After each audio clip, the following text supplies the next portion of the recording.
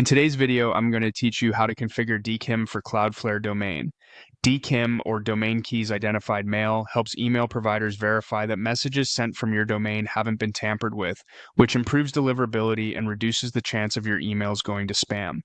We'll add a DKIM TXT record in Cloudflare using the details provided by your email service. Start by signing in to your Cloudflare dashboard and heading to the section where your domains are listed. Open the Domains area, then select the domain where you want DKIM enabled. This takes you to that domain's overview. Next, go to the DNS settings for that domain.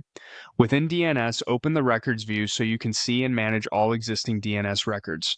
From here, add a new record. When prompted for the record type, choose TXT. DKIM uses a TXT record to publish your public key. For the name, enter the DKIM host provided by your email service.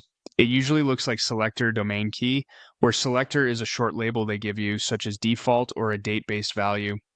Some providers show the full host, like selector domain key.yourdomain.com, and if that's the case, you can paste it as is.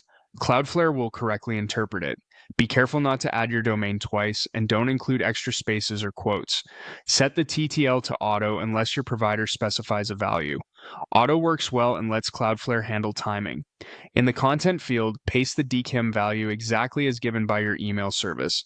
It typically starts with VDKIM1, KRSA, piece, followed by a long string of characters. Paste it as a single line with no extra line breaks or quotation marks. Cloudflare will store it correctly even if it looks long.